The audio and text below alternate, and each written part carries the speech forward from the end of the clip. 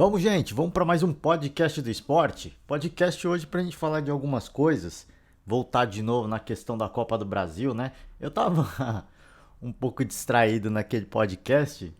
Eu falei do primeiro jogo da final Corinthians e Flamengo, porque eu tava tentando o vídeo, o áudio inteiro, eu tava tentando lembrar de um acontecimento que eu queria ter comentado e eu esqueci, acabei passando batido e foi o lance não, foi o fato inicial do jogo, onde o Vampeta, né, o Vampeta foi convidado a entrar com a taça da Copa do Brasil e ele coloca um terço, joga sal grosso e água benta na taça da Copa do Brasil.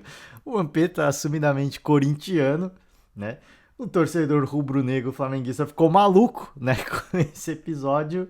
E o fato é assim que para os supersticiosos, esse, esse gesto do Vampeta, essa fé do Vampeta acabou dando certo, porque teve o lance da revisão da penalidade e teve o lance também da bola da trave do Davi Luiz, né? Que eu nem comentei esse lance. Falei que o lance mais perigoso tivesse sido uma, uma defesa do Cássio, né? A cabeça do Everton Ribeiro, se eu não me engano, a defesaça do Cássio. Mas esse chute na trave do Davi Luiz também foi um dos lances, cara, assim, que você olha e fala, poxa, o procedimento do Vampeta deu certo, né? Depois ele no bate-pronto da Jovem Pan falou, cara, eu, eu fiz pra jogar a bênção na taça da Copa do Brasil, né?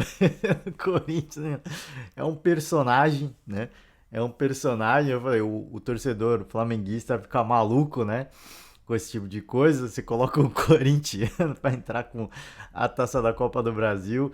É um dos mitos do nosso futebol brasileiro, né? É impressionante. O cara da cambalhota do Penta, agora mais esse episódio marcante é o Vampeta sendo Vampeta. Acho que foi o Mauro Betti que falou isso, inclusive, nesse programa, né?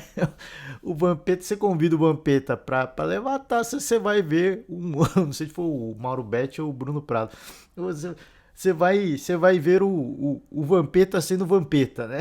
Então, esse era o primeiro ponto que eu queria falar. Foi, na minha opinião, assim, com todo respeito ao torcedor do Flamengo, mas, cara, foi um dos episódios mais cômicos dos últimos tempos do futebol, né? O Vampeta realmente é uma figura emblemática, né? É um dos imortais do nosso futebol brasileiro, não só pela bola que jogou, pelos títulos que conquistou, mas por esses episódios, né?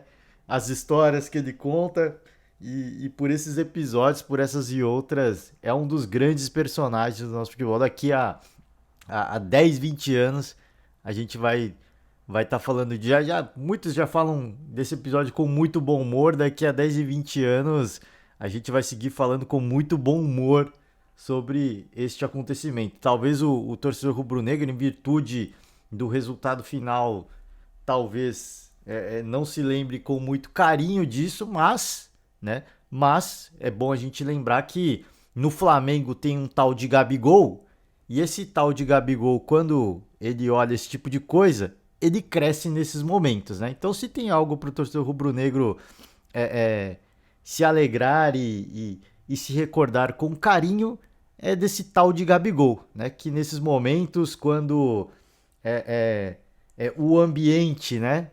Quando as pessoas tentam colocar uma zica, ele usa a zica reversa, né? A famosa zica reversa. Ele se alimenta disso e ele cresce muito. Então o torcedor rubro-negro também tem que ter a sua fé, né? E tem que contar e acreditar com esse esse fator Gabigol, que realmente é um gigante. Se o Corinthians tem um gigante no gol que cresce em momentos importantes, o Flamengo tem um gigante no ataque que, cara, individualmente ele cresce demais, né?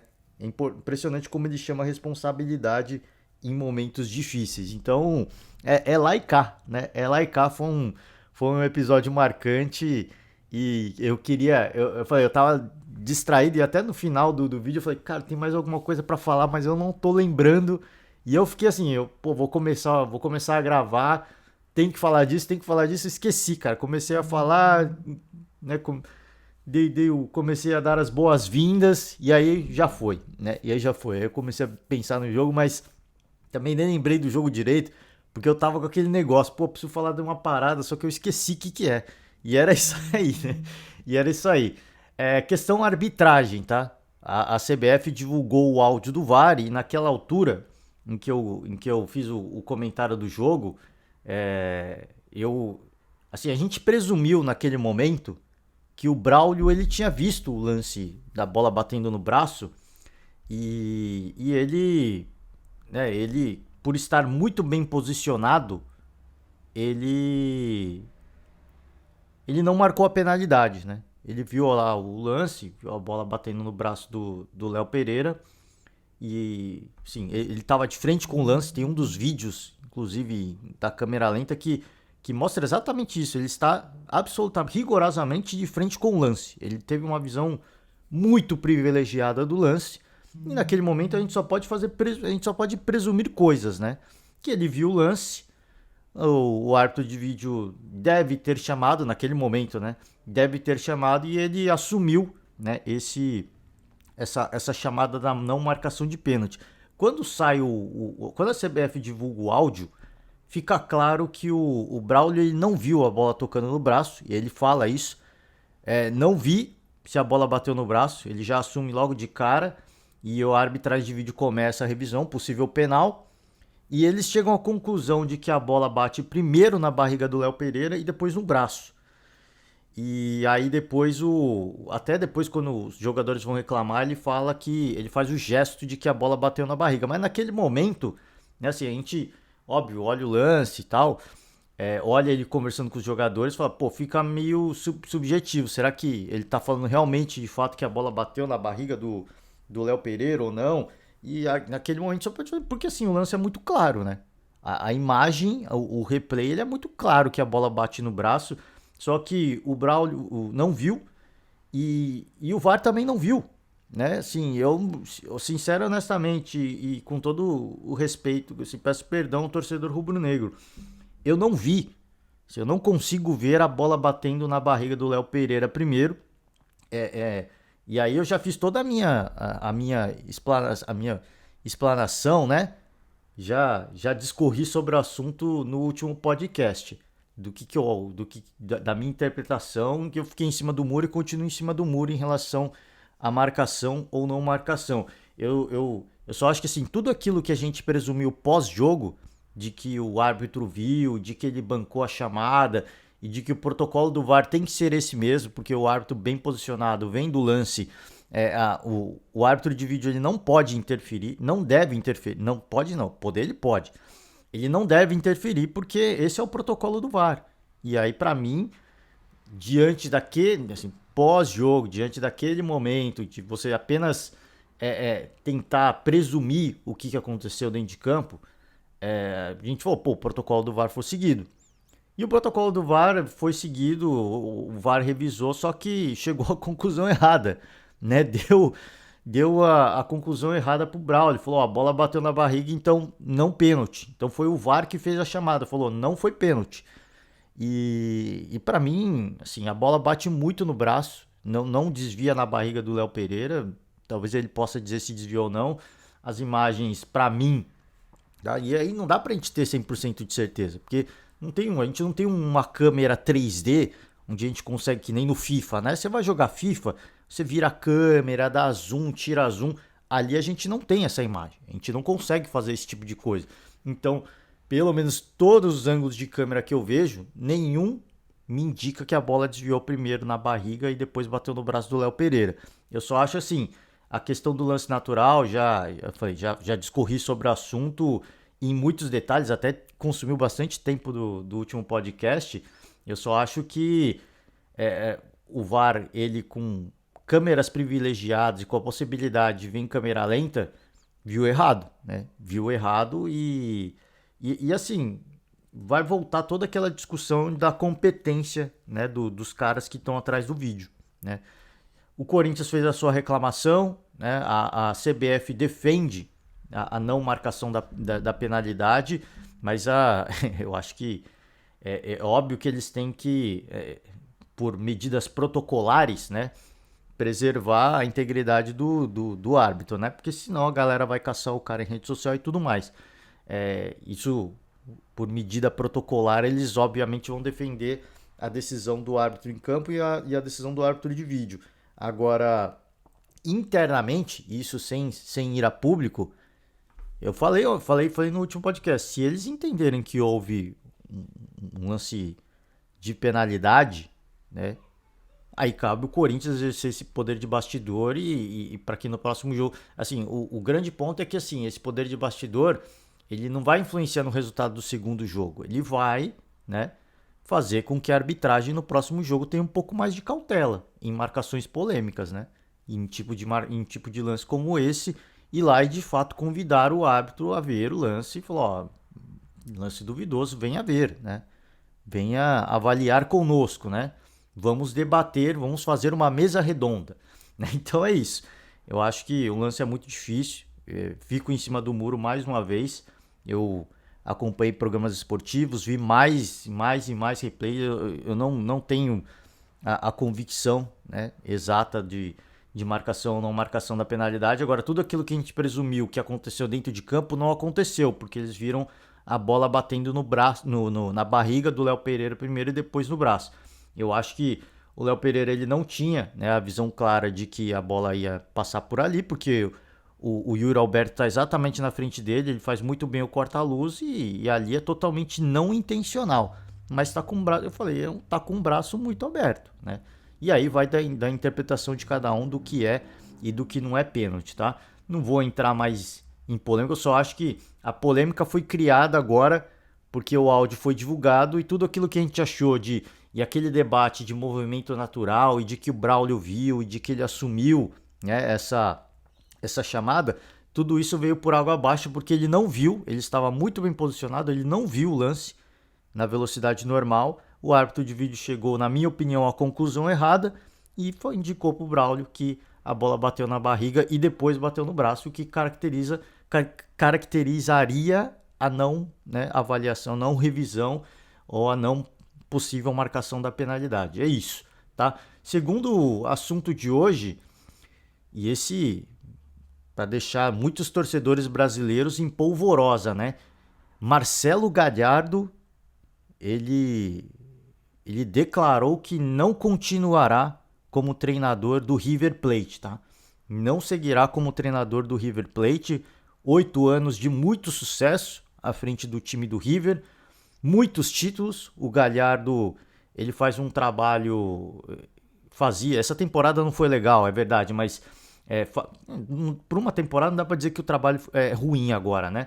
Ele faz um trabalho excepcional à frente do River Plate, muitos títulos, 2 títulos de Libertadores, um vice-campeonato, ganhou Copa da Liga Argentina, Campeonato Argentino, o cara ganhou tudo, só não ganhou Mundial, né? O Abel Ferreira, se de fato confirmar o título brasileiro, que eu acho que questão de tempo, seria em pouquíssimo tempo algo semelhante, ganhou tudo, menos, o Galhardo ainda ganhou uma Sul-Americana, né? O Abel Ferreira, com o potencial que tem o Palmeiras e o poder que tem o Palmeiras, ele nunca, com todo respeito, ele nunca vai disputar uma Sul-Americana, né? Isso que é verdade. O grande poder financeiro, econômico e de elenco que tem o Palmeiras, o Abel Ferreira, convenhamos, ele nunca, né, disputará um título de Sul-Americana, nunca disputará a competição, de fato, né?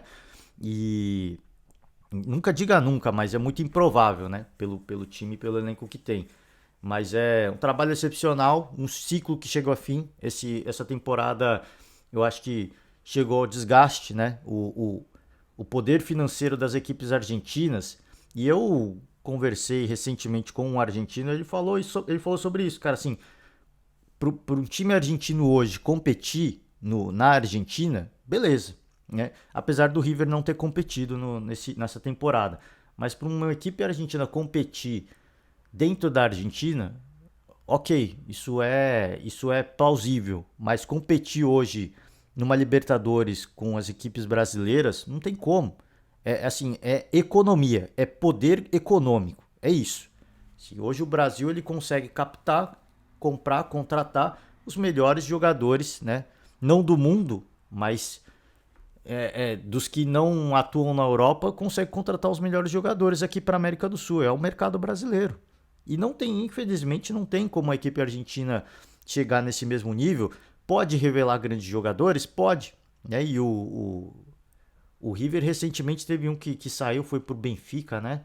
Esqueci o nome dele, eu peço perdão. E tá estourando, tá voando. Então, assim, quando revela um jovem jogador, o cara já sai, porque a situação econômica da equipe não é das melhores, vem uma proposta milionária, multimilionária, a equipe tem que ir lá e tem que vender, né? Isso é mercado, isso é normal, sim. Para a gente manter o clube da forma como está organizada, a gente precisa vender. Infelizmente, isso é a lei da procura e da oferta. Não tem como a gente segurar, né? Infelizmente, não tem como competir. O Brasil até consegue segurar, assim, ó. O cara fica até o final da temporada, né? Assina um pré-acordo, sai só no ano que vem. O Brasil ainda consegue ter esse mínimo de competitividade, o mínimo. Os argentinos é complicado, né? É complicado. Então, assim, eu acho que chega ao fim de um ciclo. Acho que até pelo que aconteceu essa temporada, eu não digo que houve um desgaste, mas uma frustração, né? Frustração por parte do próprio Galhardo, né? De, poxa, conseguir dominar o continente, mas hoje com a situação financeira que chegou, os clubes brasileiros não tem nível de competitividade. Infelizmente a gente não consegue bater de frente, a gente não consegue competir. Que a gente não consegue comprar jogadores do mesmo nível e quando a gente revela, os caras saem rápido, né? E aí, essa é uma notícia que deixa torcedores que eu falei, em êxtase, em polvorosa, porque o torcedor do Galo, né, não sabe o que vai acontecer com o Cuca, se vai continuar ou não. Obviamente, as tratativas para a permanência do treinador devem estar em andamento, mas o Galhardo é sonho antigo, não só do Atlético, mas dos grandes clubes brasileiros, é um sonho antigo, né? Então entra aí no radar. E para o próprio Flamengo. O próprio Flamengo, Mauro César Pereira falou sobre isso, que no mínimo tem que ser monitorado, né? Porque não sabe da situação do Dorival, não tá, o contrato não está renovado, de repente ele ganha a Libertadores e a Copa do Brasil, recebe um convite para treinar a seleção. Então, assim, no mínimo tem que ser mantido no radar, né? Por isso que eu digo, assim, essa notícia deixa alguns torcedores num estado de excitação, né? De animação. Só que por essa conversa com esse argentino, com esse colega argentino, eu chego à conclusão de que o Marcelo Galhardo, ele não seria, se os dois clubes tivessem bala para pagar, o Flamengo conseguiria pagar, mas assim, primeiro que é um treinador muito caro. Assim, até para o mercado europeu, o que ganha o Galhardo é algo. São cifras altas até para o mercado europeu. Segundo que, não é falado em seleção argentina, né? Mas segundo que me parece, né? Assim, feeling, que ele quer ir para a Europa, de fato. Ele quer treinar um clube europeu. Então, assim, as cifras são altas, né? Por europeu que tem o euro, vale muito mais que a moeda argentina, dá para chegar lá.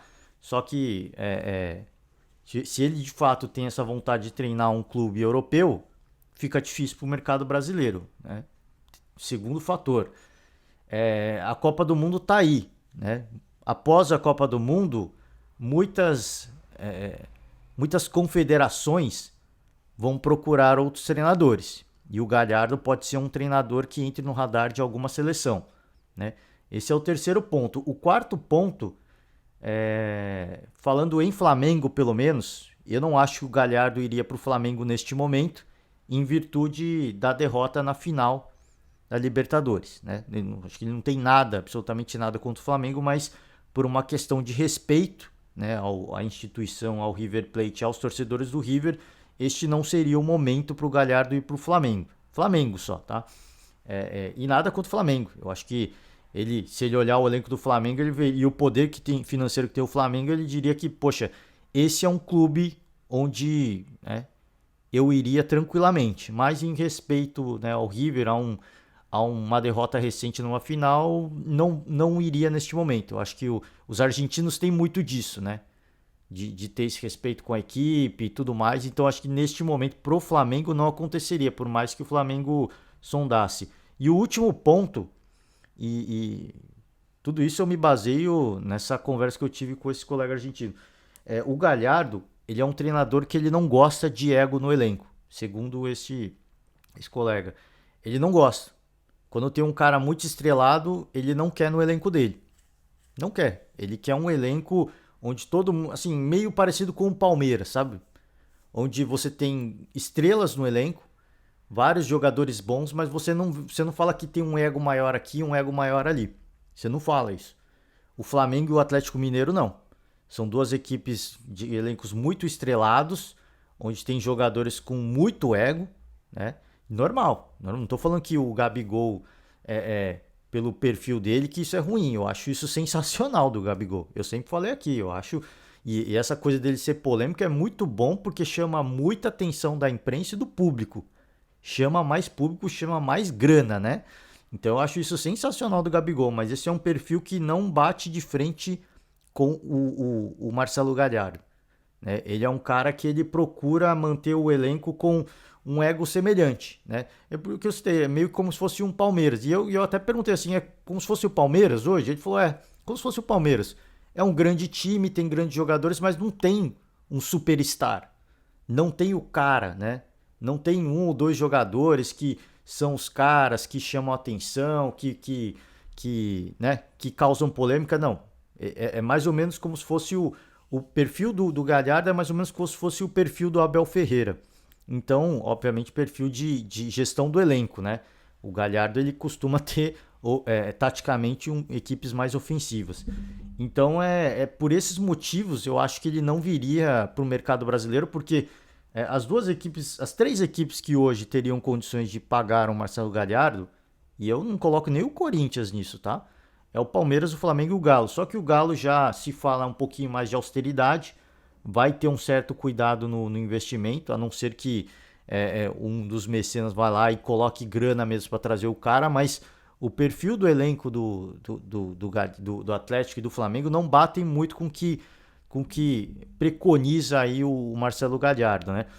E mais um ponto do Marcelo Gallardo é que, pô, se você contratar ele, isso é uma coisa que eu ouvi elogios em relação ao Gallardo, é que ele quer ter o controle total do futebol. Ele é muito bom em revelar jogadores, ele é muito bom de subir jogadores da base. Tudo isso, tudo que é importante para um clube brasileiro, não só o clube brasileiro, mas qualquer clube, né? Mas no clube brasileiro hoje, em virtude do que está acontecendo com o Palmeiras, isso fica cada vez mais. Opa, a gente precisa de treinadores que vão começar também a puxar essa garotada da base, porque são jovens promissores que não só podem agregar ao elenco, mas que vão dar muita grana numa venda futura. Então isso também tem esse fator.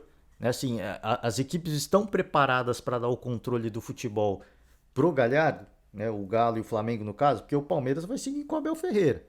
Né? A princípio sim, né? A princípio sim. A gente ouve debates na imprensa esportiva de que se houvesse seleção brasileira ele não vai, ele não iria, mas se houvesse um convite para treinar a seleção portuguesa, aí talvez ele pensaria, ele ouviria a proposta, né? Então por isso que assim, não dá para dizer que o Abel vai ficar até o final do contrato, né? Não dá. Então assim, o mas a princípio segue com o Abel Ferreira. Então o Palmeiras também é fora de cogitação. Sobrariam duas equipes onde o Atlético, nesse momento, apesar de ter um grande elenco, parece que vai começar a ter um pouco mais de cuidado. A dívida é muito alta. Parece que vai ter iniciar um ciclo aí de um pouquinho mais de cuidado nas contratações, ser um pouco mais comedido. O Flamengo segue com muita grana, com muito poder, mas o perfil do Flamengo não casa muito com essa ideia do Galhardo de não ter um elenco com egos inflados, né? É óbvio que assim, são jogadores de muita qualidade e para ele seria muito interessante. Eu falei e vou repetir, eu acho que ele olha pro Flamengo hoje e fala, cara, né? Quem não iria treinar o Flamengo? Mas é pela questão da final da Libertadores, eu acho que nesse momento ele não iria. Enfim, né?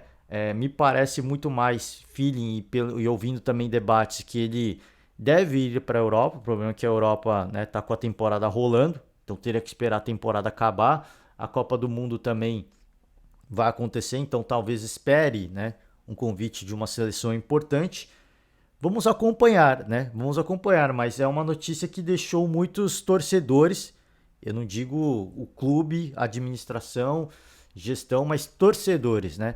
deixa muitos torcedores animados com essa perspectiva de ter o Marcelo Gallardo livre no mercado, né? Enfim, é isso, gente. Por hoje, esse é o que eu queria falar. Tinha esquecido de comentar algumas coisas, então quis falar sobre o assunto. Rodada de final de semana, né? Rodada de final de semana, alguns jogos no sábado, já Corinthians entra em campo, o Flamengo entra em campo para enfrentar o Galo, e no domingo a gente tem o líder entrando em campo para enfrentar o São Paulo, o clássico choque rei. São Paulo, cara, quando você acha que chegou num momento ruim, vai ficando pior, né? Tem o olheiro cobrando dívida milionária, conselheiro aprovando mais empréstimos, né? Para que o São Paulo peça mais empréstimos, o que, se de fato acontecer, foi aprovado. Mas se de fato os empréstimos acontecerem, vai piorar ainda mais a situação financeira e econômica do São Paulo. Enfim, né? Enfim, é vida que segue e a gente vai acompanhar essa rodada e na semana que vem a gente está de volta para comentar. Se der tempo, comenta um pouco dos jogos de sábado, mas provavelmente não vai dar tempo. Então na semana que vem a gente está de volta para falar do geral da rodada, os jogos de sábado e de domingo. E é isso, agora sim finalizo. Valeu demais, forte abraço a todo mundo, um ótimo final de semana, um forte abraço e até a próxima.